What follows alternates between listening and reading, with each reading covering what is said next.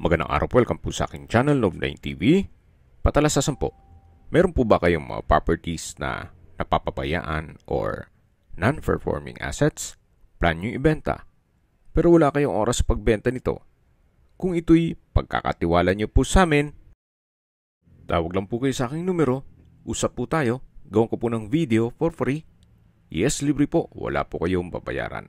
Tutulungan pa namin kayong mabenta ang inyong property. Kami na po bala sa marketing, sa boosting or paid ads.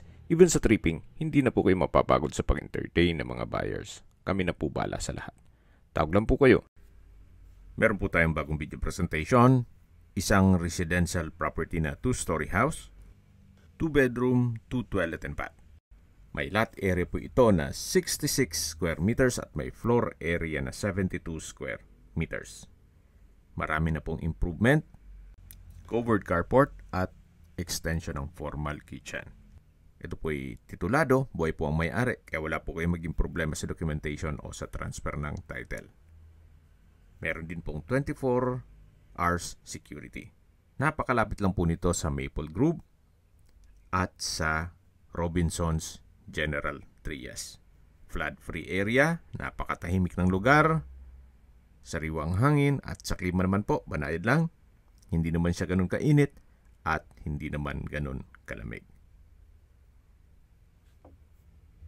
Ang subdivision po ay along the highway, kaya accessible po ito ng public transportation. Wala pa pong isang oras, nasa Manila na po kayo. Ito po yung covered carport na naka-tile flooring at ito naman yung main door. Naka-aluminum screen door at solid wood door. Nandito na po tayo sa living area o salas. Maayos po ang pintura ng ceiling at wall. Mula po dito, open concept lang, wala pong partitions kaya maaliwalas. Ito pong second floor ay naka-steel deck. Yan po yung hagdan, naka-concrete staircase. Then meron pong common toilet and bath. Ito naman po yung dining area. Then meron pong sliding glass door na may blinds. Naka-tile flooring na rin po dito. Ang original floor plan po ay hanggang dito lang sa may countertop. So meron na po itong extension o improvement nitong formal kitchen. Check po natin. May kitchen countertop, double stainless sink with faucet, may service area, wall-mounted shelves, naka-tiled wall na rin po siya, at ito naman po yung modular kitchen cabinets, may range hood,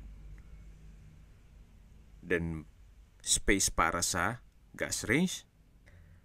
At dito naman po sa kabilang side ay meron pong mga aquarium. Wala pong nabanggit na kung sakali man na mahilig sa pag-alaga ng isda ang makakabili, ay pwedeng isama na rin yan. Siguro po nasa pag-uusap nyo na lang yan. Then meron din pong 3-stage na water filtration.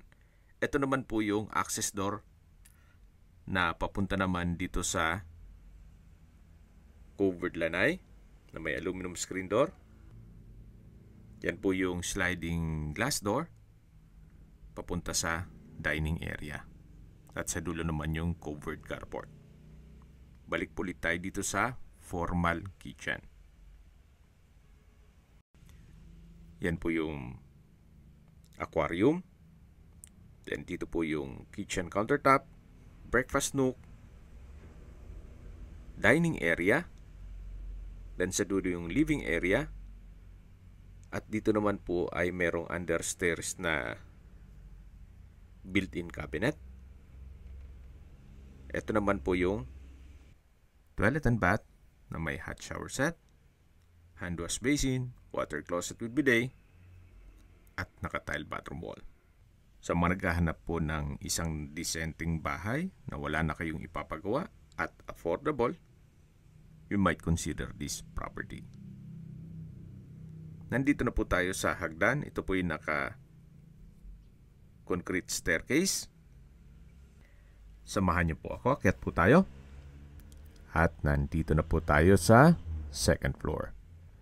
Ito po yung hallway.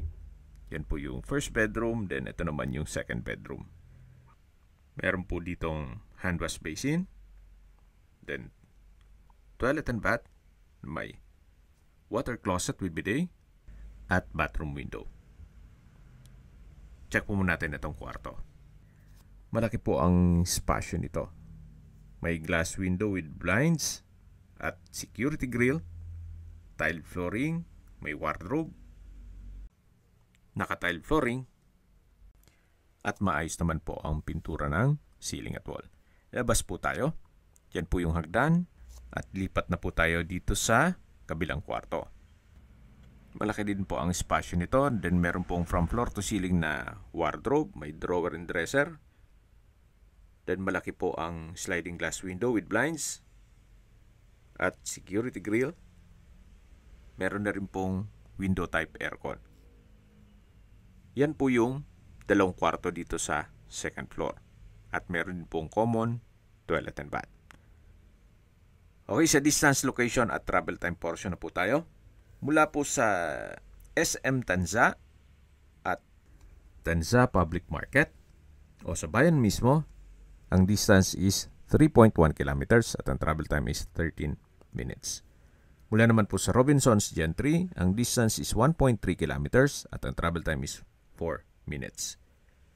Mula naman po sa Divine Grace Medical Center, ang distance is 900 meters at ang travel time is 3 minutes. At yan po yung lagi kong binabanggit sa aking video na dapat yung i-consider sa paghanap ng property, yung meron pong malapit na hospital.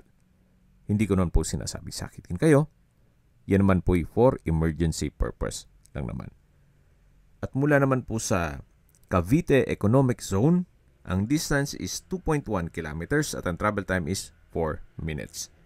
Mula naman po sa Cavitex, Kawit Toll Plaza, ang distance is 8.9 kilometers at ang travel time is 23 minutes.